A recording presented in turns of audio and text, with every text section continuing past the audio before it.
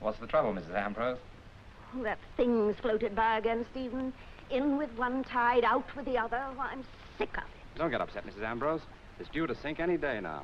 Well, why don't the authorities do something about it? They know that the tides cause the same filth to wash back and forth. Back and forth. Oh, I tell you, I hate this river. It's people who should be blamed for the filth, not the river. The mail just arrived, Mr. Byrne. Oh, put it on the table, please.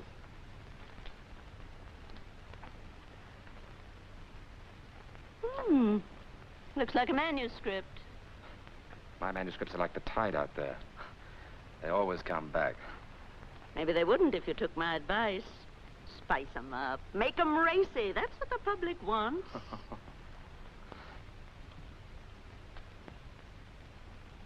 What is it, Emily? Well, it's just that it's getting awfully late, Mr. Byrne, and the plumber hasn't arrived to fix the downstairs tub. But if he hasn't come by now, he probably isn't coming at all today. Use the upstairs one if you like. Thank you, sir.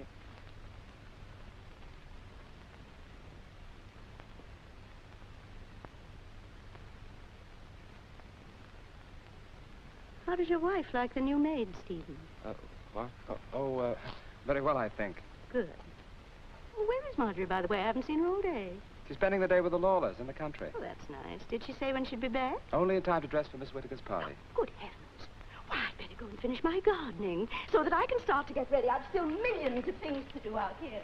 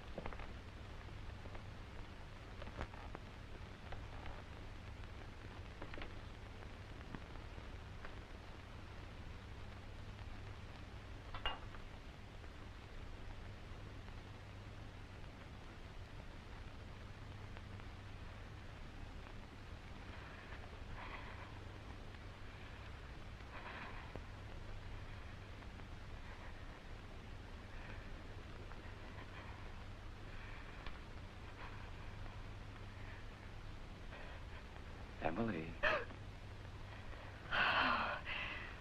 Oh, Mr. Byrne, it's you. Oh, you frightened me. Did I? I thought you were still in the garden. Did you? I left everything nice and tidy for Mrs. Byrne. Did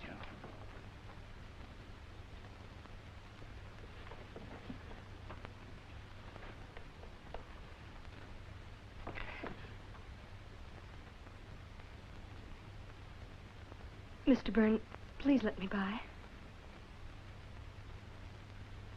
Of course. Nice perfume you use, Emily.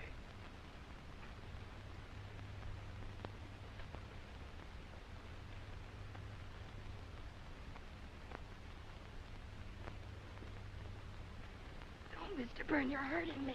Emily, You've been drinking. Let me go.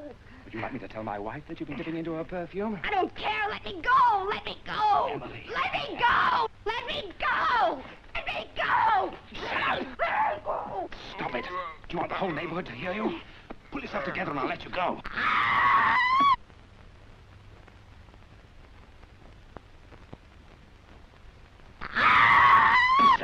Fool!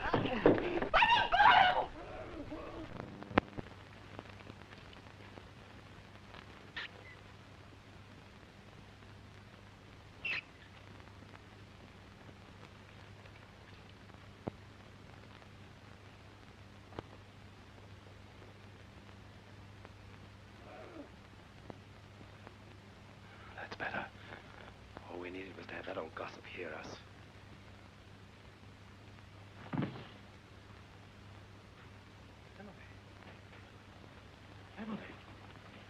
Emily! Emily! Emily!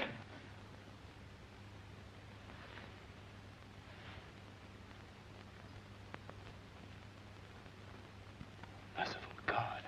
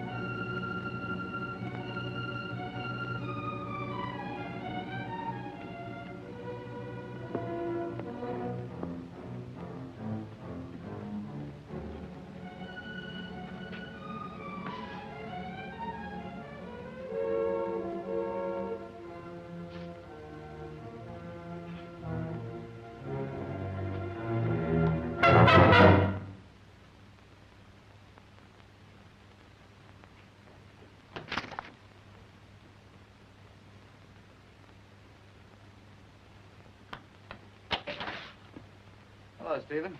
I tried the front door. John. Thank heaven it's you. Oh, what's happened? Well, there's been an accident. Marjorie? No, the new maid, Emily. She fell. Look at No, Well, Stephen, what's the matter with you? Have you sent for a doctor? No, there's nothing anybody can do. She fell down the stairs. She hit her head. They'll blame me. Well, why should anybody blame you? Well, because I was playing the fool pretending I was going to kiss her. She got frightened and something happened. I don't know what exactly, but of course they'll blame me. Stephen, stop it. Let me look at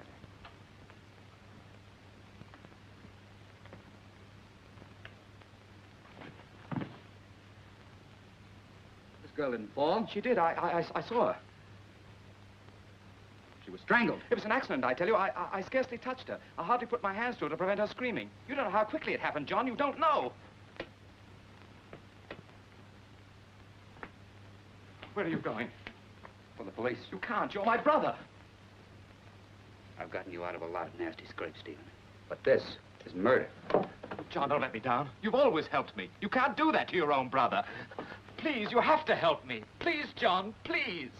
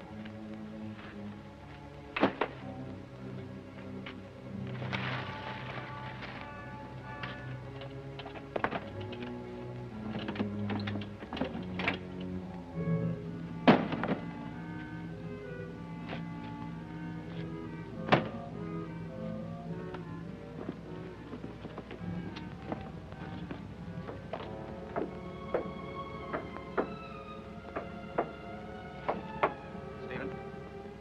I can't go through with this. You promised to stay up there. Listen to me. The only thing to do is to go to the police.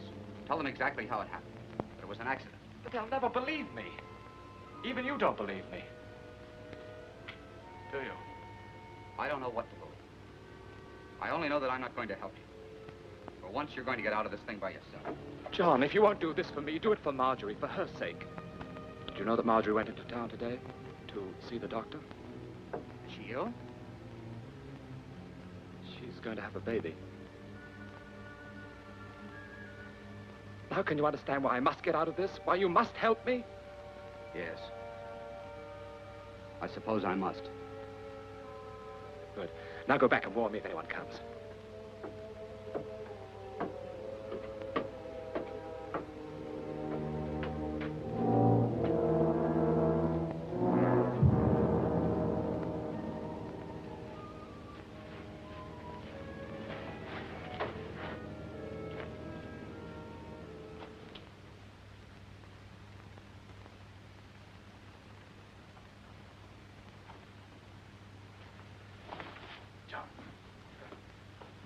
Wait a minute.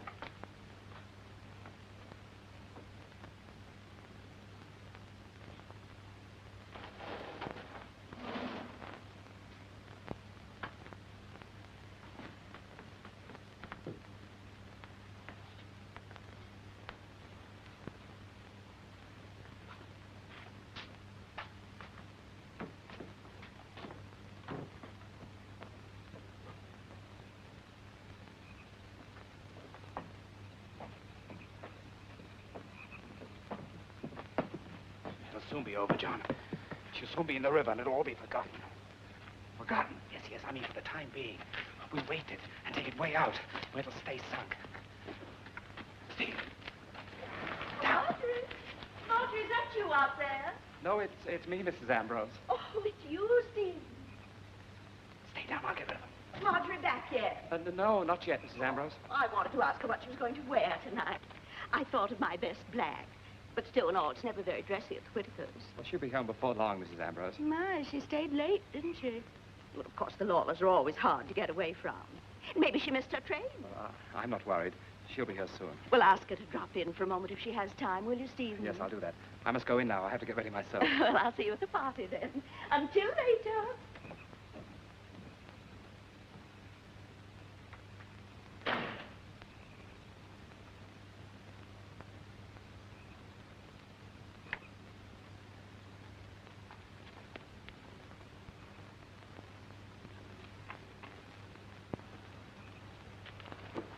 The old hag would never leave.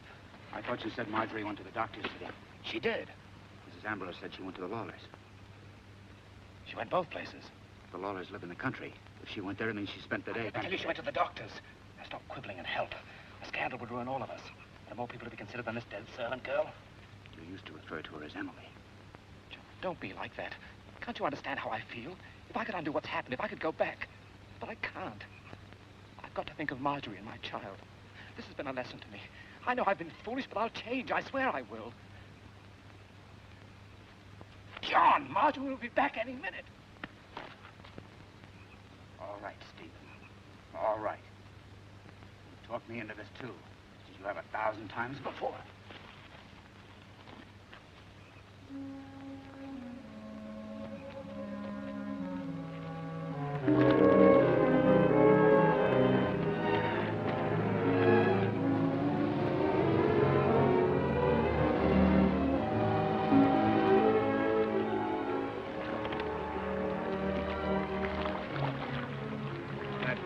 Moon. Don't you think what if you tie the anchor to the sack? Yes. This should do it. First the anchor.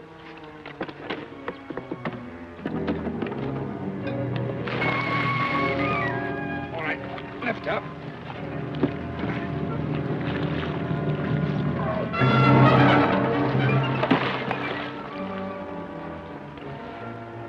Did you see that? What? Something bright. Something flashed out there in the water. Let's get away from here.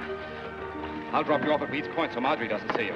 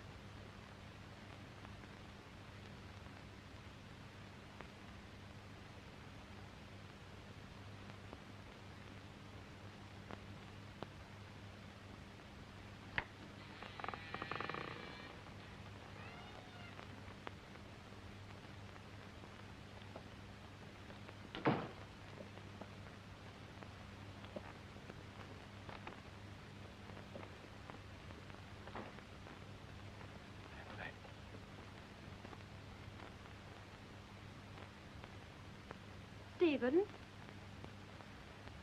Marjorie. Is that you, Stephen? Yes, Marjorie. You frightened me. Sorry, dear. I couldn't seem to find the light. Where have you been, dear? I, took the boat out. Well, do you know where Emily is? Emily? Yes. She's not in the house, and she promised to help me dress for the party. Oh, she said something about going for a walk. Not like her. She knows it's Cook's day off and I'm alone. She probably went off with a young man someplace and forgot the time. I can help you if you like. I could say that you're all thumbs today, but I won't. I'm not only doing my best, but I'm enjoying it. Oh, you're very sweet. Did you do much writing today? No. Why not? Oh, another script came back. I'm sorry, darling. Is that why you went boating? Yes, I suppose so. I should have been with you. Did you miss me? Very much.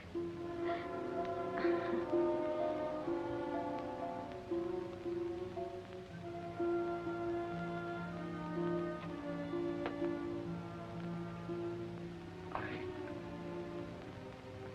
wish you hadn't gone out today.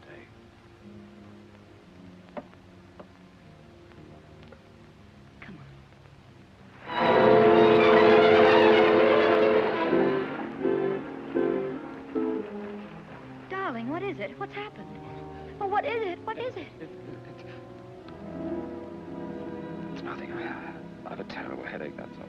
Oh, then we'd better stay home tonight. No, I'll be all right. Don't worry. Oh, darling.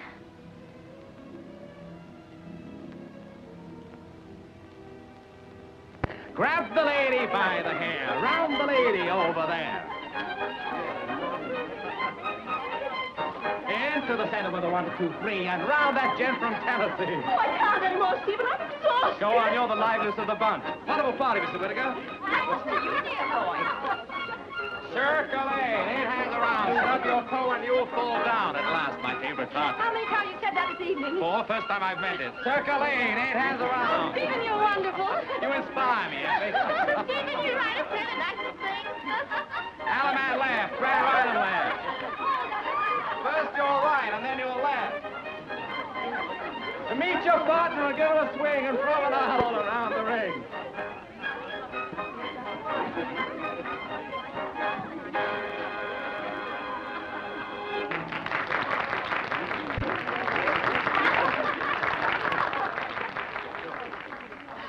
Brother of yours is a real devil. A real devil.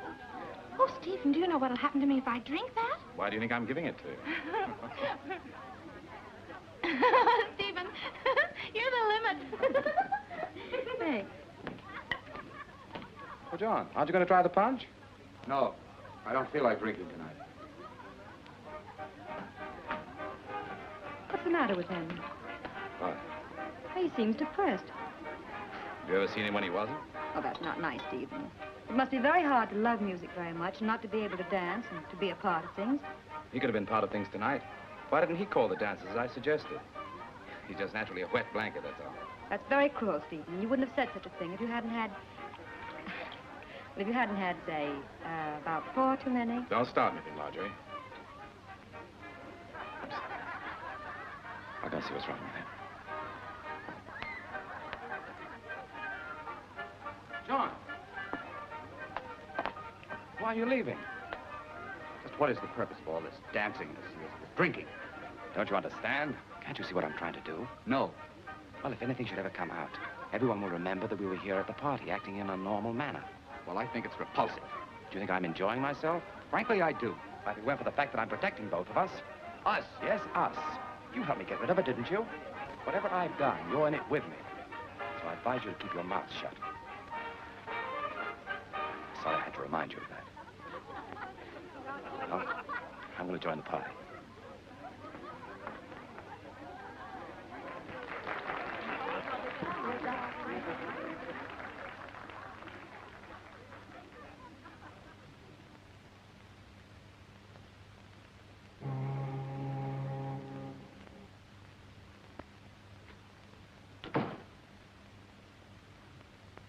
Is that you, Mrs. Byrne?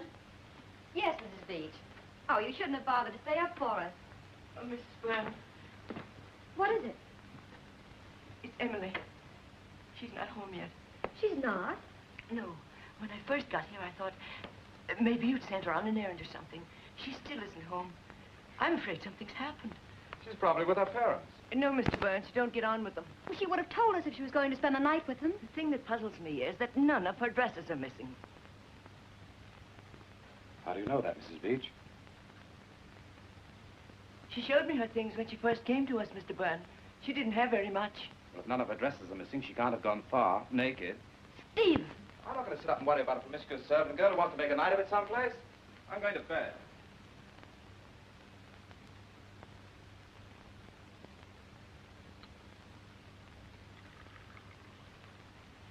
Wouldn't waste my time reading such trash if I were you, Mr. Byrne.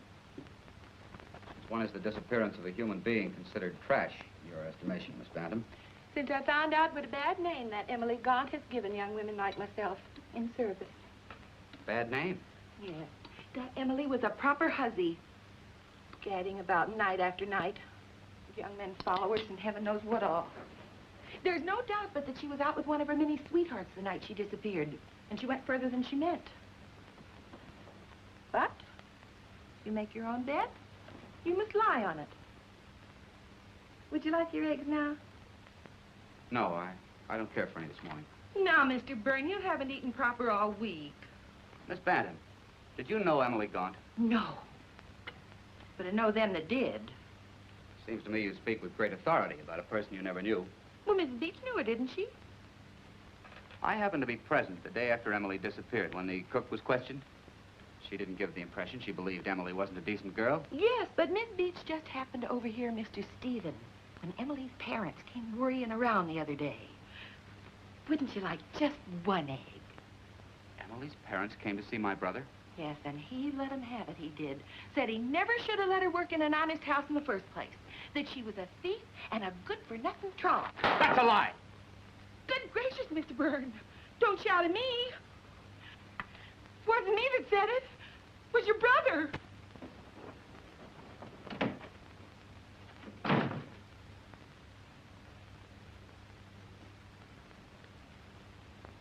It's the truth, John. At first, I didn't believe it either. But Stephen kept after me to go through my things.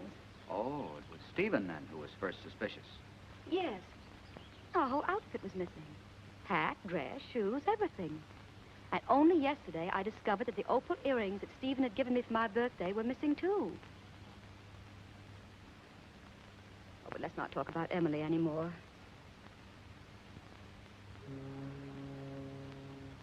It's Stephen that I'm concerned about. I don't know exactly how to say it.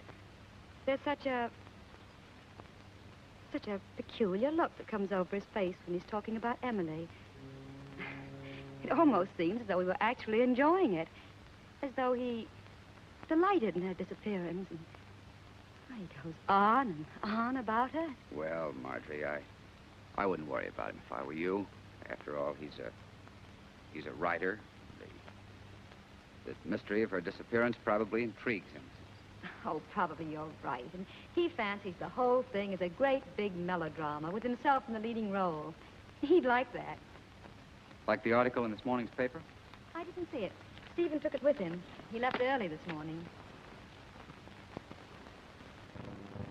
Haven't they promised to keep our name out of it? Well, you can't blame them. Makes a better story. I don't understand why they kept their promise for a whole week and then suddenly today, even a picture of Stephen. I wonder how they got hold of it. I don't know. Why, there's only one print of that picture that I know of.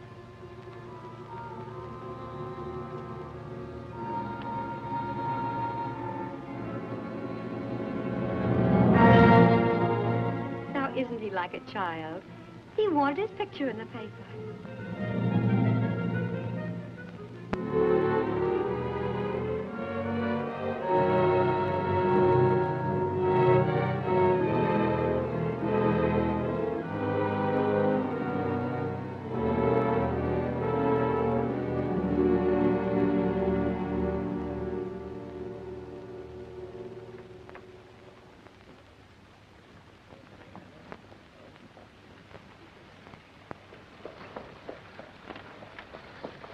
How do you do, Mr. Byrne? Mr. Miller? What do you think of the display? Very attractive. But it wasn't up when I passed yesterday. No, your brother called me last night and told me of the publicity he was expecting in the papers, and he wanted me to cash in on it. Thank you, dear boy. Oh, gee, I'd love to be a writer, too. Well, why don't you try, Effie? Your mother says you're very good at making things up. But some of your excuses are masterpieces of imagination. Don't you listen to this scoundrel. Imagination's not enough. Just the other day, I read in a magazine that a writer must write only about things he knows. If he puts down truthfully the things he's actually experienced, if they're exciting enough, he's bound to be very successful. It's very interesting, Mrs. Hepburn.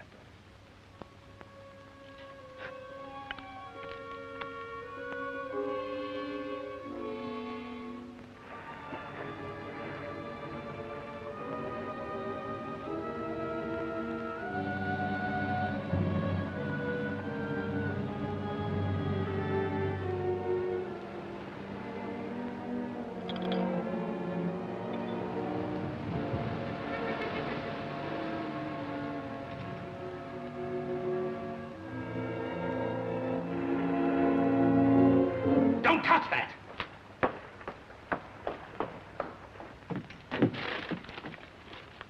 Did you read it? No, I only picked it up. What's the matter, Stephen? Nothing. It's not ready to be read, that's all. You never minded my reading your things before. I've changed my ideas about a lot of things. I know. Just the other night when you went out by yourself. Don't nag. A writer needs to be alone to gather experiences. Can't you understand that? I wasn't nagging, Stephen. What I started out to say was simply that when I was alone the other night, and John dropped in... What did he want? Nothing especial. Seems so forlorn lately. We reminisced about those evenings when you used to read your stuff aloud to us. I wish you and John wouldn't discuss me behind my back. I'm not interested in what my brother has to say. He's a bookkeeper and will always be one. He'll never understand the problems of an artist. I was a fool to let you pick on me and criticize my writings. No one picked on you, Stephen. You asked us for our honest opinion and we gave it to you. Never mind. I didn't need anyone then, and I don't need anyone now. I'm doing very well on my own. You mean since Emily? Go on. Go on. You can say it. I didn't mean it that way, Stephen. The success of my books since this Emily thing proves that they were good in the first place. All I needed was a little publicity. In the future, they'll not only be good, but they'll be great. Because they'll be about things I know. Like what you're writing now? Yes. Well, what's it about? Will you stop prying?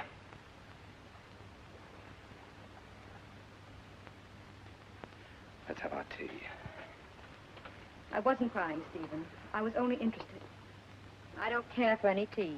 Thank you.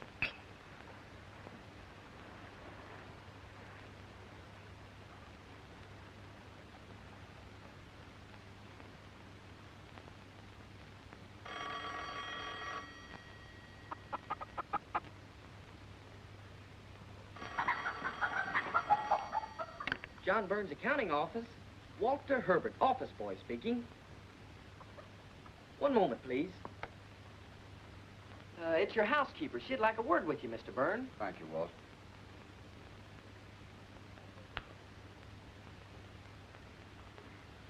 Check these over, Elmer.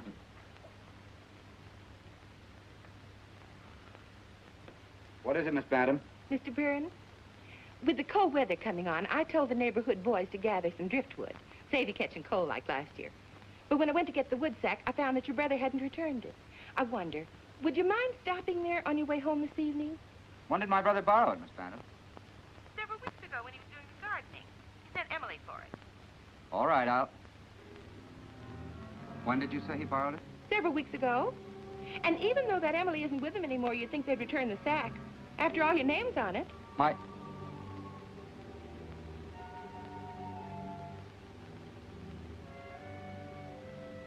name is on it? Yes. I stenciled everything you own with India ink. I'll go for it if you're busy. No, no. I'll stop by for it, Miss Bantam.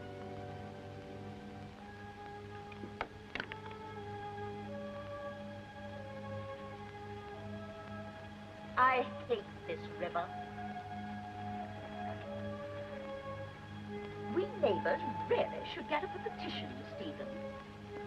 What's the trouble today, Mrs. Ambrose? That horrible thing floated by again. That dead animal. Couldn't be. Must have sunk long ago. No. No, it isn't. Well, it's a sack. Yes, that's what it is. A sack of some kind. Probably filled with rubbish. You see it?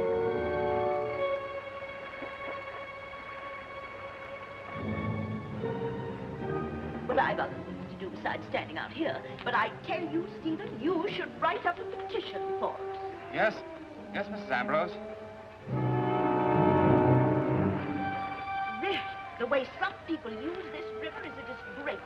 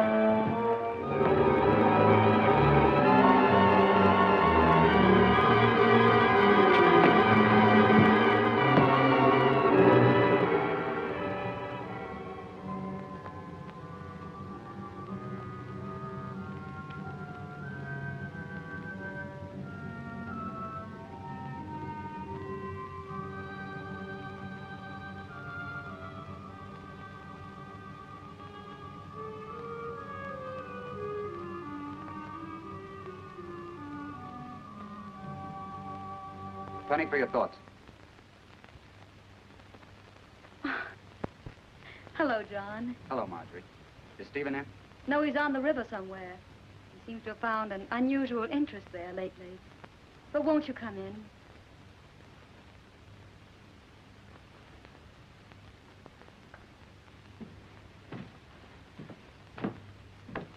I'm glad you've come, John. I need someone to talk to very badly. When I feel like this, there doesn't seem to be anyone else in the world like you. You mind? You know that I don't. You're nice, John. Very, very nice. Yes, like mint tea when you have a cold. Oh, no, John, like a friend. More than that. Stephen?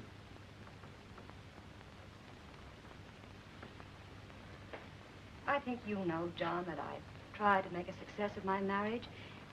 It hasn't always been, well, exactly perfect. Maybe it was my fault. Girls have foolish ideas.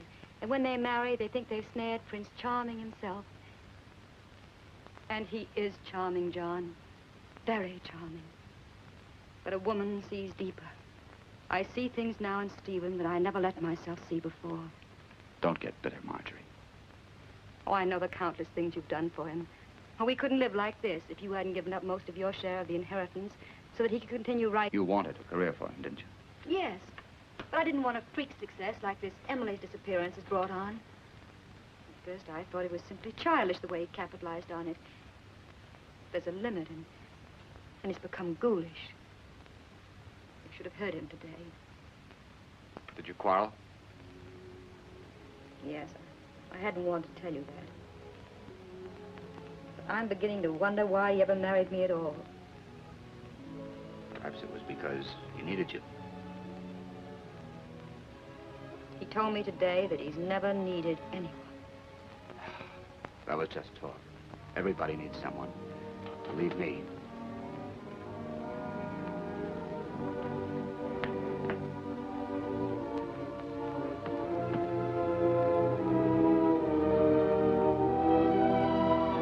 Are you lonely, John?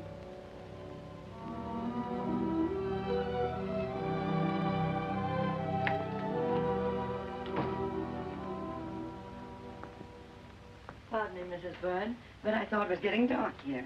Thank you, Miss Beach.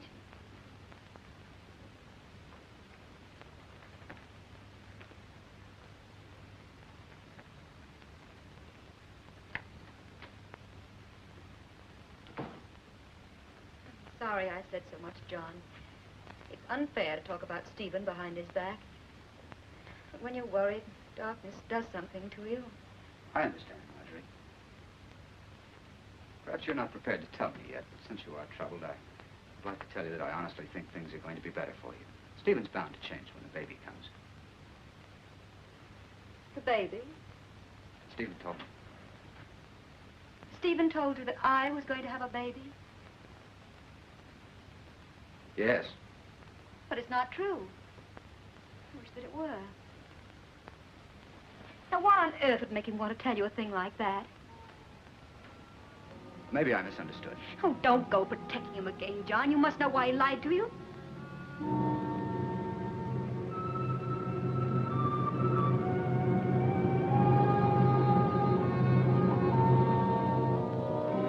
I can't discuss it now, Marjorie.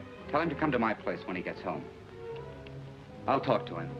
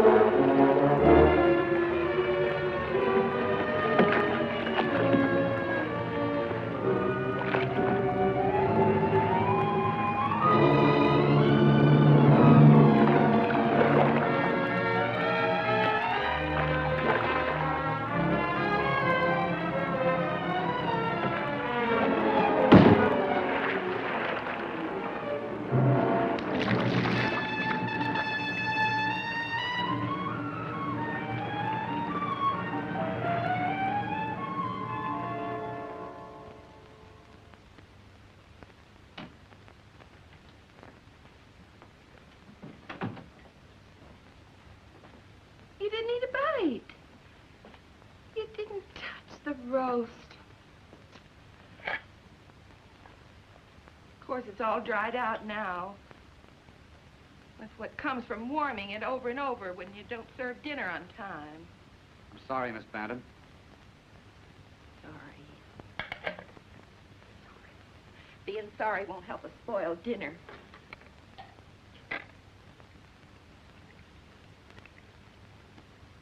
You'll be sorry when you get stomach ulcers.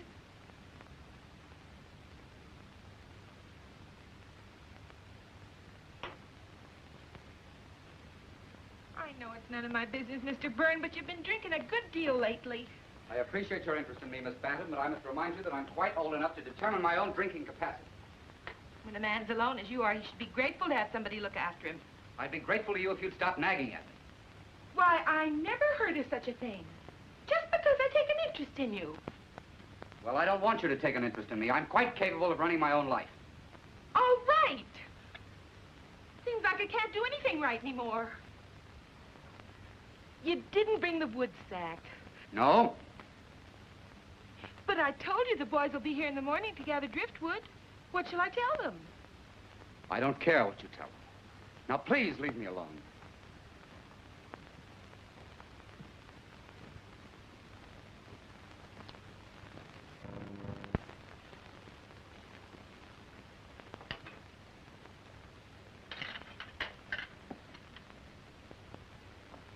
I know I'm only a servant girl, Mr. Byrne, but I come from a very genteel family, and I don't have to take this sort of treatment from anyone.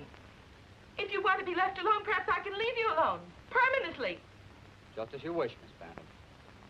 You mean, you want me to go? That's entirely up to you. Well, I can certainly take a hint. Now look what you made me do. Well, I'm leaving you, Mr. Byrne. I'm leaving tonight, and you can get somebody else to take your insults. And I hope you get a thieving hussy like that Emily Gaunt. That's what you deserve. Not a decent girl like myself.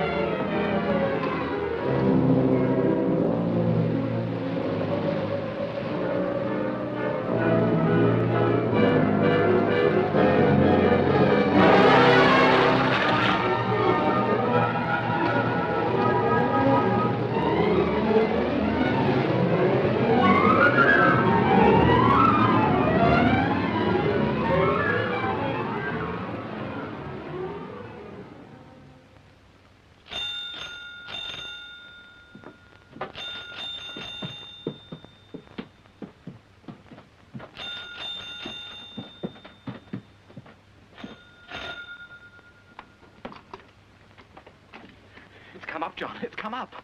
What are you talking about? Emily's come back. What? The wood sack, it's come up out of the river. I've been up all night. I chased it for 6 miles, but the tide was too fast and I couldn't find it. I almost had her once, but she got away. It's your fault. Why didn't you tie it securely? I was a fool to trust you. Quiet. It'll be passing up and down the river until they find it. Up and down the river. It'll go on for weeks. The police will find it soon enough. Yes, but they won't know we did it. I mean, there are hundreds of sacks like it. They won't trace it to us, will they? No. Not to us. They'll trace it to me. To you? My name is on it.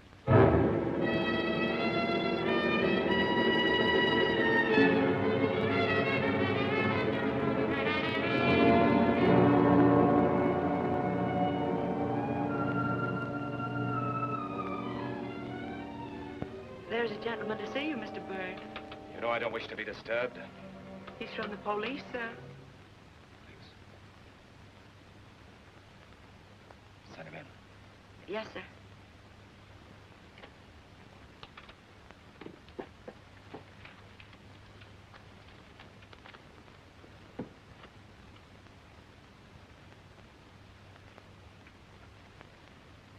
Just a moment, please.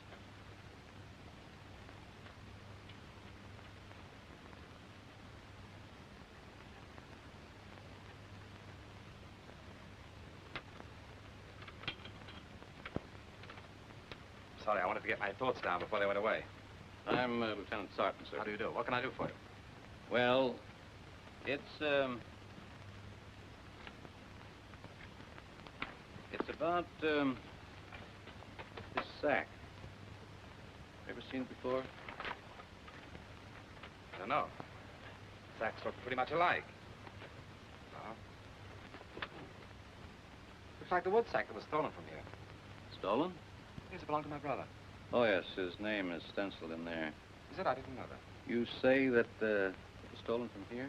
Yes, we borrowed it from him, and when I went to return it, it was gone. About how long ago was that? About 3 or 4 weeks ago. But if you know it belongs to him, why do you return it to me? Well, we tried to contact him all day, but had no success. You see, this sack contained the body of Emily Gaunt. Clad only in this inexpensive dressing gown. And according to the medical experts who testified at this inquest, strangled and afterwards thrown into the river. Now, when did you first discover that this dressing gown was missing? It was, when we were getting her things together to send back to her parents. And when and how did you discover that your own things were missing, Mrs. Byrne? The morning after Emily failed to return. It was my husband who suggested that I go through my wardrobe. He insisted that inasmuch as none of Emily's dresses were missing, she might have gone out in some of my own things. And then we discovered that not only was my lace dress gone, but some of my best lingerie, an evening wrap, and a pair of silver slippers. Was there any other thing of value gone? Yes. Several days later, I found that a pair of opal earrings that my husband had given me for my birthday were missing, too.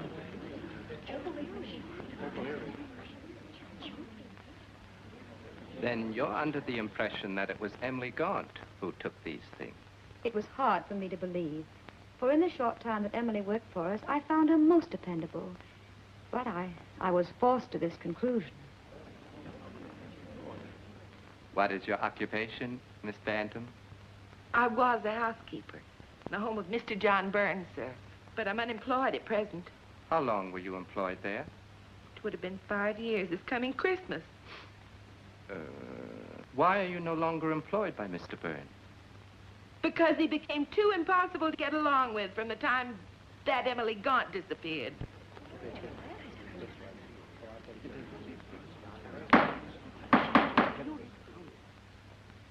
Please explain yourself, Miss Bantam. Well, Mr. Byrne became so irritable I could scarcely speak to him and get a civil answer. In what manner would you say that he had changed? Well, Mr. Coroner, He was in the habit of eating a very hearty breakfast through all years I worked for him. But after that, Emily Gaunt disappeared. In fact, the very morning the story appeared in the newspapers, he scarcely touched a thing.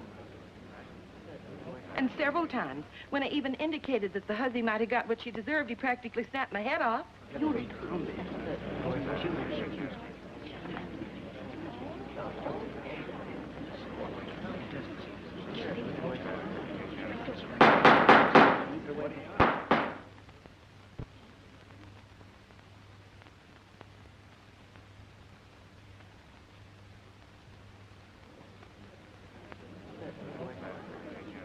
Miss Bantam, tell us what you know about this sack. It's Mr. John Burns, all right. I stenciled his name in it. The one that was borrowed by Mr. Stephen Byrne? Yes. Mr. Stephen was doing some gardening and needed an extra sack. Emily came for it.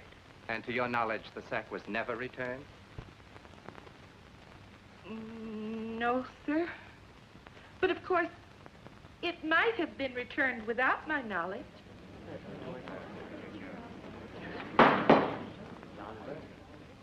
What do you mean by that, Miss Bantam?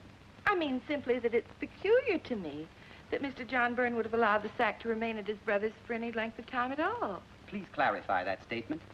Well, it was his habit to go out and collect firewood off the river.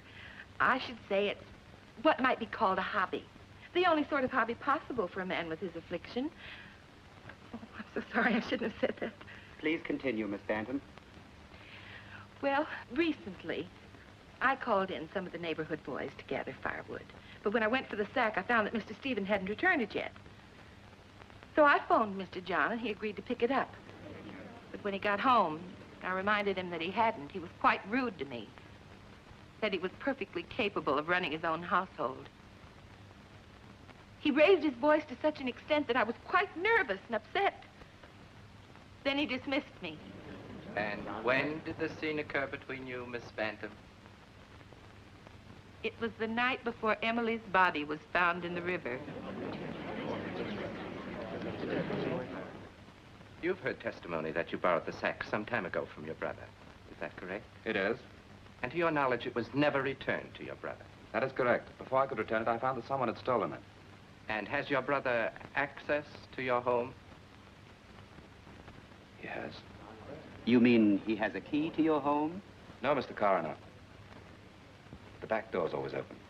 Then there was nothing to prevent his coming to your home at a time when you were not there and taking what was rightfully his. No, nothing to prevent it, but in this case, I don't think it's probable. By the way, Mr. Byrne, it may have helped this case if you'd reported that the sack had been stolen from your home. I didn't think the loss of an old sack worth troubling the police about. But why didn't you report the theft of the more valuable things either? The opal earrings, for example. Because I didn't wish to cause Emily's parents further concern. Besides, my wife and I felt that eventually poor Emily would return and the articles would be recovered. Now tell me, Mr. Byrne, when was the last time you used this sack for gathering wood? Some weeks ago. It's hard to say. Oh, could it have been about 3 weeks ago? What you mean is, about the time that Emily Gaunt disappeared? I must ask you not to mind what I mean, Mr. Byrne. Would you say it was 4, perhaps? I couldn't be sure. Then would you say it was near the time that Emily Gaunt disappeared? I couldn't be sure. The collection of firewood, unlike a marriage or a birthday, is not a festive moment in my life. I don't remember. But you do remember the testimony that the sack was stolen from your brother? Will you kindly give an oral answer to the questions asked at this inquest? I do. Does it not strike you as being rather odd that a thief would bother to take an object of such little value? I wouldn't know. Or that a girl, if we concede for a moment that Emily Gaunt took it, do you think she would have taken such a sack with her to some mysterious rendezvous? I'm not here to answer riddles. No, I shouldn't think you were. Mr. Byrne, I will be more direct then. Did you know the deceased Emily Gaunt intimately?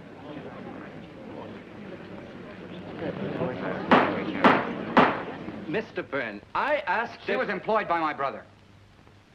I knew Emily Gaunt by sight. Is it usual for you to zealously defend persons whom you're known by sight to the extent that you snap off the head of a woman who has served you faithfully for 5 years?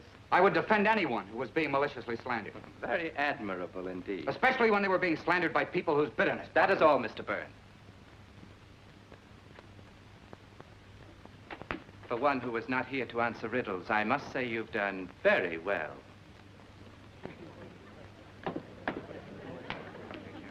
Mr. Coroner, Mr. John Byrne was the last of the witnesses for this inquest. I have a few things I'd like to say, if anyone will let me. If they pertain to this inquest, by all means, Mrs. Ambrose. I can't sit here any longer, listening to all these insinuations against a boy who couldn't possibly harm a fly. It's ridiculous, preposterous. It's downright silly, that's what it is. Mrs. Ambrose, will you kindly control your temper and give us a more coherent reason for your impatience with this inquest?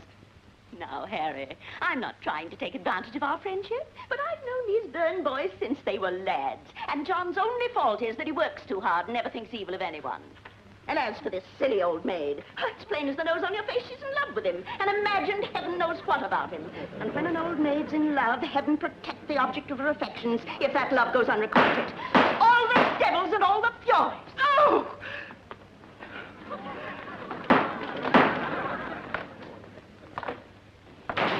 And if there's anyone else who wants to know anything about himself, just let me know.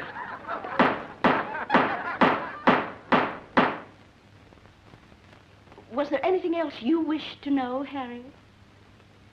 That will be all, Mrs. Ambrose. And so, in all probability, Emily Gaunt, dressed in her mistress's finery, went off to some secret tryst. Therefore, the conclusion of this inquest is that the girl was murdered by person or persons unknown. Inquest dismissed. Started with Emily, but it might end with me.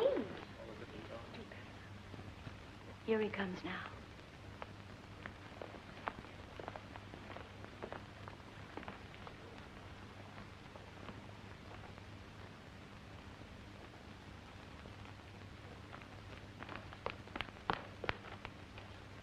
Oh, Mr. Byrne.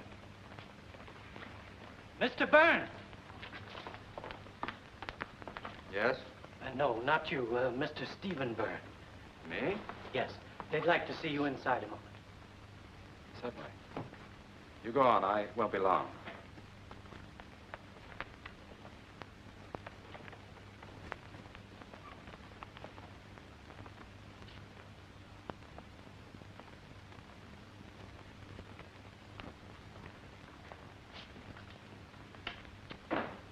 Sorry to trouble you again, Mr. Byrne, but you probably realize the case is far from being closed. So? Are you certain you have nothing more you'd like to say to us? Nothing.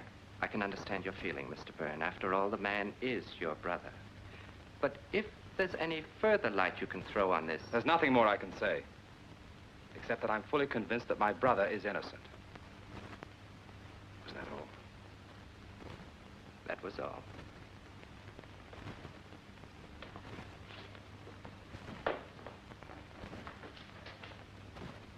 It was foolish to call him back.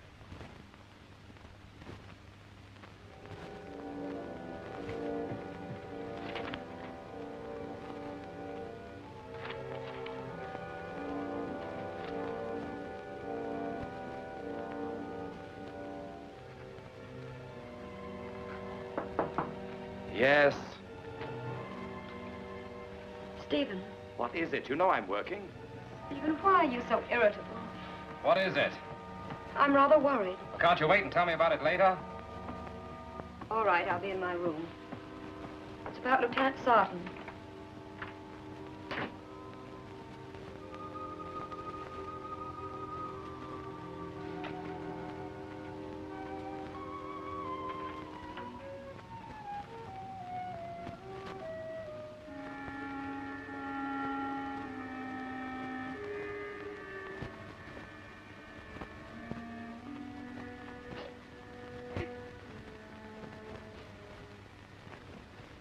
Sorry I snapped at you. I was trying to finish a chapter. What did you want to tell me?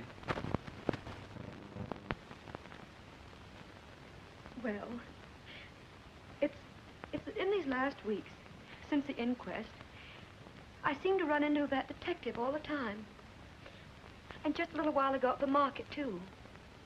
And he always looks at me as though he thinks I know something I haven't told about Emily. Has he ever asked you any questions? No, but last night, after you'd gone out, I decided to go over to Mrs. Ambrose's. And I saw someone across the street. It looked like him. And I almost had the feeling that he'd been watching the house. How long was he there? I don't know.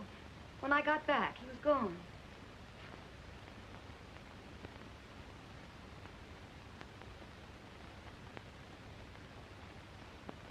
Well, if he has any snooping to do, I should think he'd do it in John's direction. What do you mean, Stephen? You were at the inquest. You know what I mean. No, I don't. Well, if you ask me, he acted so stupidly that he forced everyone to believe that he had something to do with it. Stephen. On top of everything else, he hasn't acted normal since the inquest. He shuns everybody. He won't even talk to me. Well, let's face it. John's a cripple. He knows he hasn't a chance with a girl of our class. It's not hard to believe that he carried on with a servant girl. Stop it. Aside from everything he's done for you, he's your brother. There's a limit to this business of being brothers, Marjorie. Oh, Stephen, you're insane. You're very fond of him, aren't you? You know that. Are you in love with him? How long has this been going on? I don't think I haven't been aware of it. You have a filthy mind.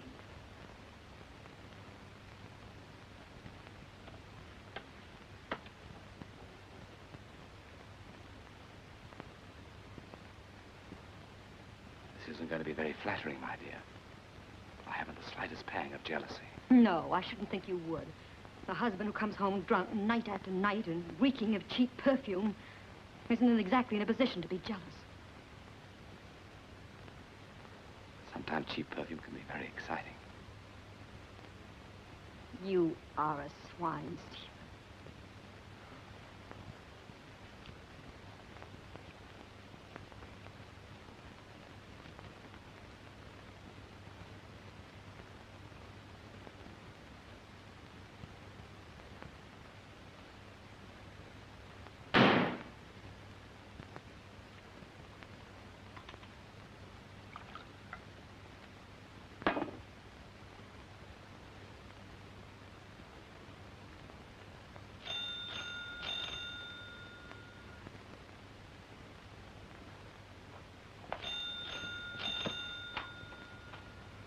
Marjorie.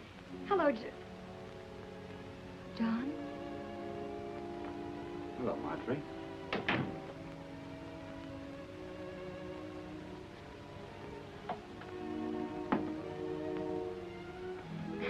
I met your office boy on his way over here. I told him I'd bring these up for him. Thank you. I've been here so many times, John. To the office, too, but you were never in. I know.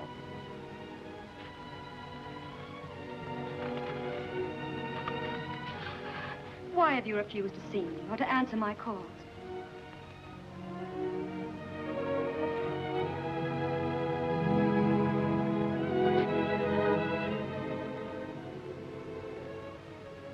Haven't you found a housekeeper yet? There seems to be an extreme shortage of domestic help at present.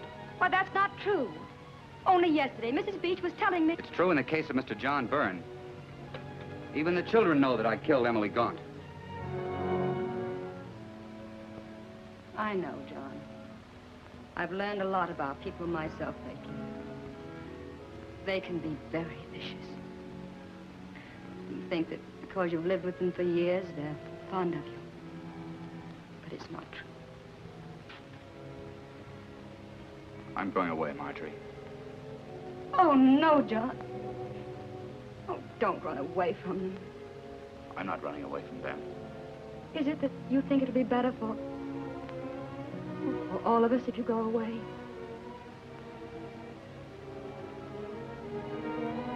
I've got to be sensible.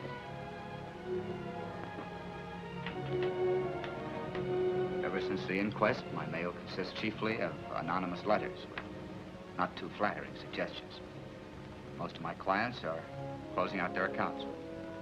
John, maybe it wasn't wise, refusing to see people and not going anyplace. But you still have friends in this town. Let me give a party. We'll ask everyone you like, our real friends. We'll show this town. Wouldn't do any good. This town likes its nasty little backstairs gossip. If I stay and you keep on seeing me, defending me, they'll think that I wouldn't put anything past them. I don't care what they say or think about me. Marjorie, my darling.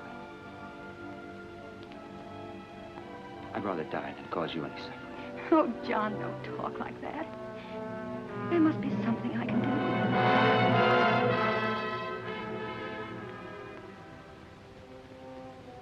No. The only thing to do is to go away. I've thought it out very clearly. John, and promise me one thing. Before you do anything, before you make any decisions, let me know. I promise.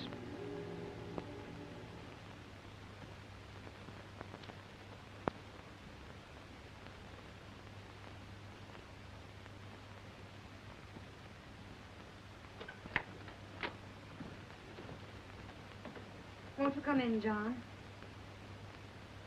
I'd rather not, Marjorie. Good night, then, and thanks for seeing me home. Good night.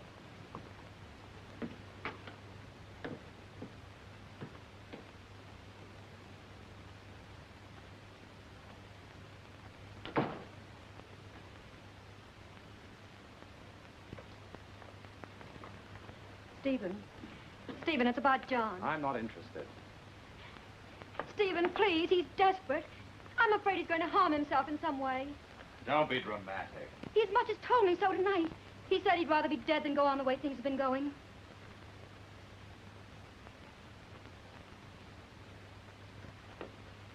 You mean suicide? Yes, Stephen. Please see him. Try to stay with him as much as you can. If you hurry, you can catch up with him now. All right, Marjorie. If you insist. Thank you, Stephen.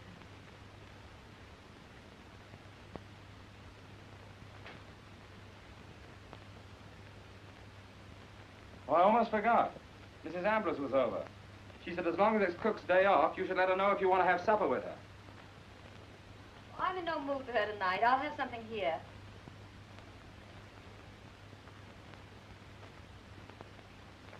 Well, you better tell her now before she goes to any trouble. You know how sensitive she is. Yes, I guess you're right.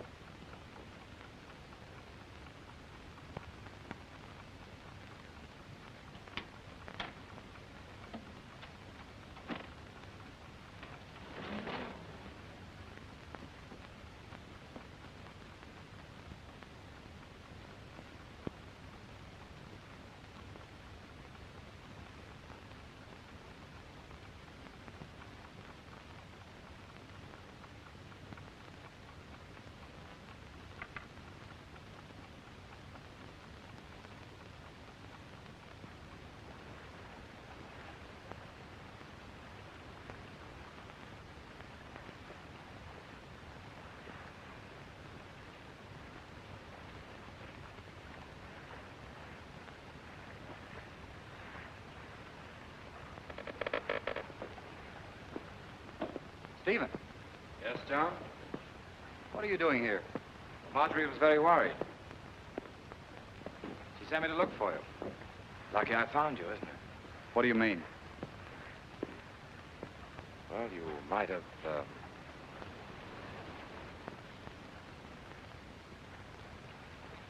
No. Suicide would only convince everyone that they'd been right. I'm glad you realized that. What were you thinking of as you stood there? Of another night on this river. You know, John, in spite of everything that's happened, and everything that's going to happen, I want you to know that I've gained something. Gained something? Yes, I was always afraid as a child. I didn't have the courage to do things. I was afraid of people, what they might say or think. Maybe that's why my writing wasn't good. You were right in that. But I'm not afraid anymore, and I've written something good. Because it's real. It took a murder to do that. Doesn't the end justify the means? You must be very, very ill, Stephen. Ill? Yes, sick. Otherwise, you couldn't think as you do. What's happened to you? You know, John, I wish I could really trust you again. But I can't. Am I right?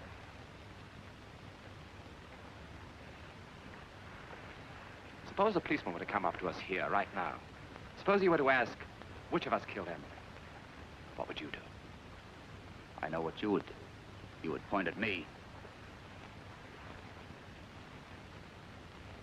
Would I? You stepped right out of Emily's murder as though you were shedding your skin. You shifted the blame to me. Did I? Yes. John, which one of us would the world miss the most? I mean, if there were a choice of one of us. Well, ask the world. I'm going to start thinking about myself. You're very much in love with Marjorie. I know that. You've always been. And you had the opportunity that night of getting rid of me by going to the police. Why didn't you take it? There are things you would never understand, Stephen. You're right, John. I can't understand my own brother expecting to go on sharing my wife with me. I'm going to the police, Stephen. I'm going to tell them the whole story, including my part in it. I should have a long time ago.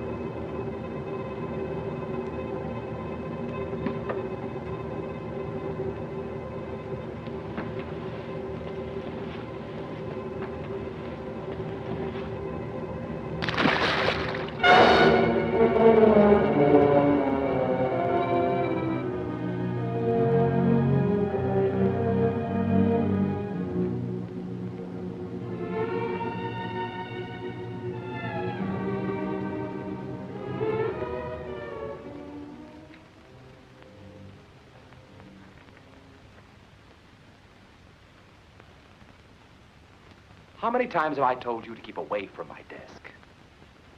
Stephen. I hadn't expected to have it read for some time. But since you have read it, tell me what you think about it. How can you ask me that? Well, don't you think it's good? Can't you appreciate its quality, quite apart from its content? Not when it says that my husband is a murderer. I thought I'd disguised it completely. But you read between the lines, didn't you? John must love you very much, letting everyone think he did it. Oh, no. He loved you very much. He was old-fashioned. He believed in chivalry. That's why he kept silent about it. But you, I don't think I can expect you to keep silent about it. Can I? You intend to go on forever letting people think he did it?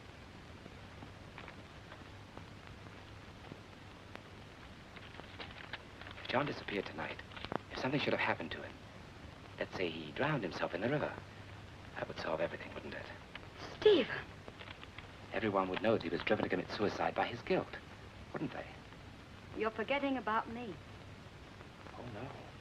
I'm not forgetting about you. John committed suicide tonight.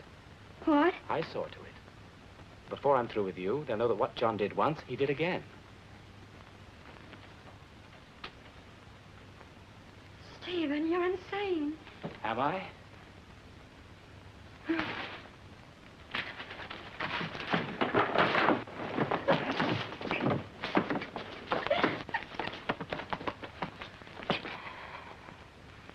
Don't you realize, Marjorie, your reading the manuscript has solved everything. You know, I met Emily on the stairs. She was coming down from her bath. She'd used your perfume. She looked rather pretty, and I wanted to kiss her. But she got frightened and screamed. I had to stop her screaming. I didn't mean to kill her. I hardly touched her. But I didn't realize how easy it would